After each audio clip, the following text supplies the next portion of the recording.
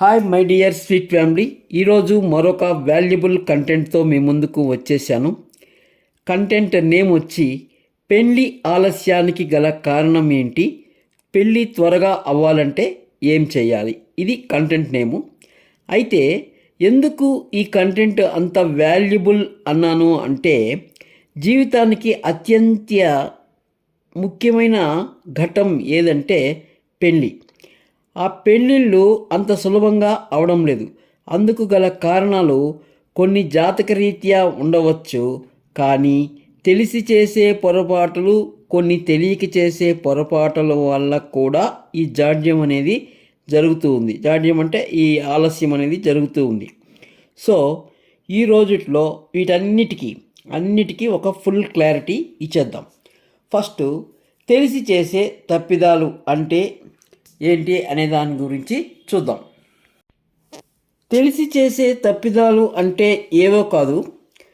చూడండి, ఫస్ట్ పెళ్ళి చేసుకోవాలి అనే కాన్ఫిడెంట్ మీలోనే ఉండదు. అది ఎలాగంటే ఇప్పుడు చూద్దాం. చూడండి, ఫైనాన్షియల్ స్టేటస్ సరిగా ఉండకపోవడం వల్ల పెళ్ళైన తరువాత అమ్మాయికి అడిగినవన్నీ కొనియాలి, లేదంటే టూర్లు, షాపింగ్లు చేయాలి. వాటన్నిటికీ డబ్బులు కావాలి.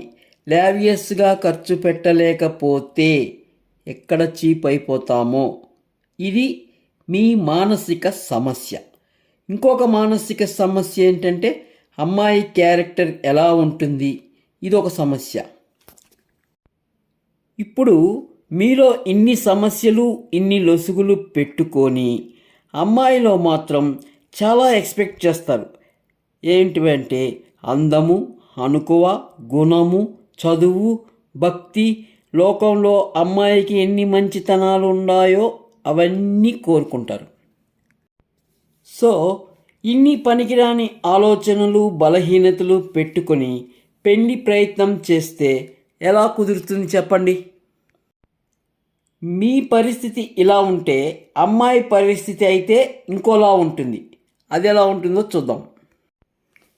వీళ్ళ పరిస్థితి ఏం లేదు. ఇది ఎలా ఉంటుందంటే, వీళ్ళకి 6 ప్యాక్ కావాలి.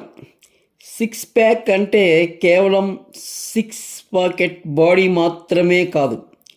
6 ప్యాక్ అంటే అబ్బాయి 6 ఫీట్ హైట్ ఉండాలి, అబ్బాయికి 6 డిజిట్ శాలరీ కావాలి, అబ్బాయికి 6 స్టోరీడ్ హౌస్ అంటే 6 అంతస్తుల బిల్డింగ్ కావాలి. తర్వాత వచ్చి 6 ఏకర్స్లో ఫామ్ ల్యాండ్ కావాలి. తర్వాత 6 కేజీస్ బంగారు కావాలి. ఇవన్నీ ఉండాలి అబ్బాయిలు. ఇంకా ఇవన్నీ మాత్రం అన్నీ 6 కావాలి. కానీ అబ్బాయి మాత్రం వాళ్ళ ఇంట్లో ఒకే అబ్బాయి ఉండాలి, ఆడబిడ్డలు ఉండకూడదు. వీలైతే అమ్మా నాన్నలు లేకపోతే ఇంకా హ్యాపీ.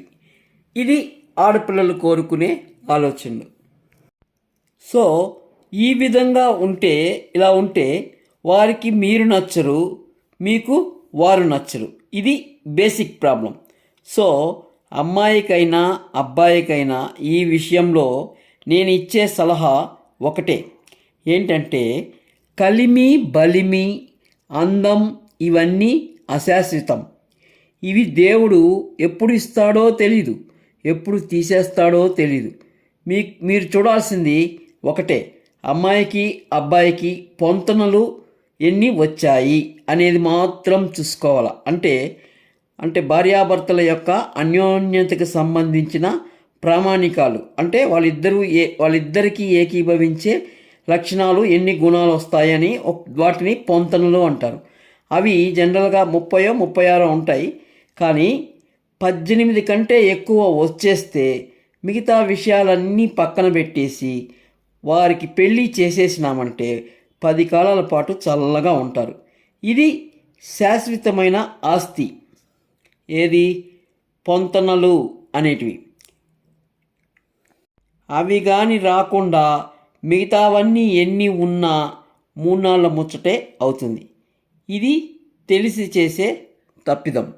ఓకే, ఇంకా తెలియకుండా చేసే తప్పు ఏంటంటే, ఇప్పుడు ఫోటోలు ఇవాళ అమ్మాయికి ఫస్ట్ ఎలా ఉన్నాడు అబ్బాయి ఎలా ఉన్నాడని అమ్మాయికి, అమ్మాయి ఎలా ఉందని అబ్బాయికి ఫోటోలు ఇచ్చుకుంటారు. ఆ ఫోటోలు ఎలా చేస్తారు? బాగా అందంగా కనిపించాలని ఫోటో స్టూడియోలో పోయి ఫోటో తీసుకొని వాటికి లేనిపోనన్ని హంగులు ఎడిట్ చేసి ఆర్భాటం చేస్తారు. అలా చేస్తే మీకు తెలియకుండానే కొన్ని నెగిటివ్ వైబ్రేషన్స్ అనేటివి వెళ్తాయి. అలా కాకుండా ఫొటోస్ అనేవి ఏ దేవాలయ ఆవరణంలో కానీ, గోశాల ఆవరణంలో కానీ, పచ్చటి పొలాలలో కానీ, పచ్చటి చెట్లున్న పార్కులో కానీ తీసుకుంటే అప్పుడు వచ్చే ఫొటోస్లో పాజిటివ్ వైబ్రేషన్స్ అనేటివి వస్తాయి. ఈ విధంగా ఫోటోలు తీసి పంపించాలి.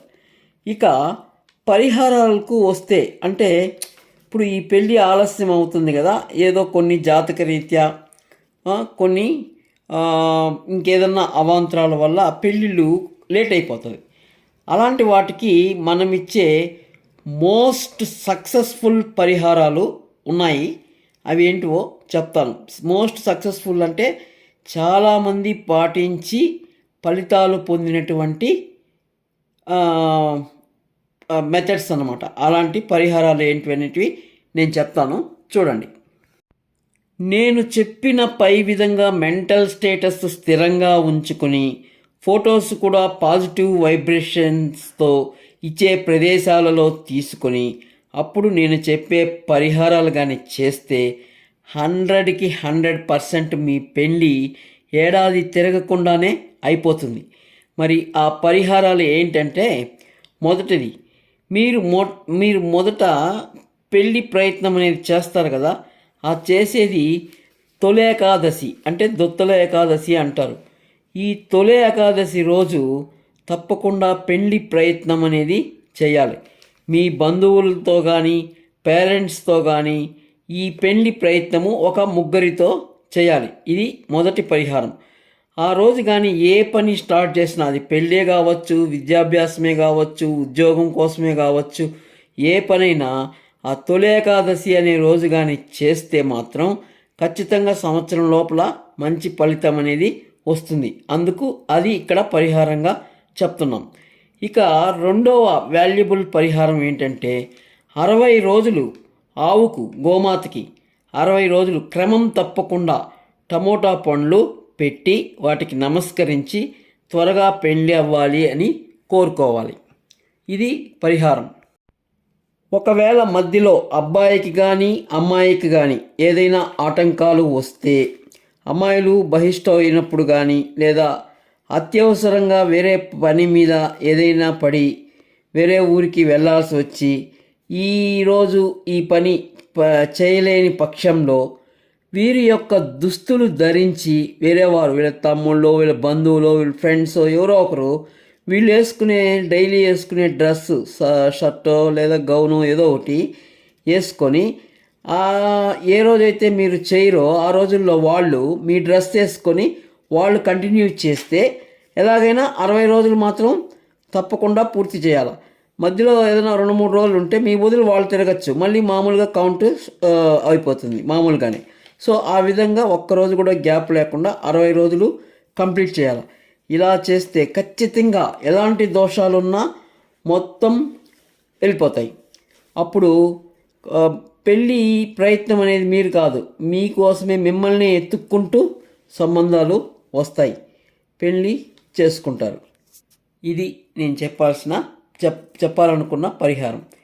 మీకోసం ఎంతో కష్టపడి వాల్యుబుల్ ఇన్ఫర్మేషన్ ఇస్తున్నందుకు దయచేసి ఒక లైక్ మాత్రం తప్పకుండా ఇస్తారని ఆశిస్తూ ఇంతటితో సెలవు తీసుకుంటున్నాను. శుభం.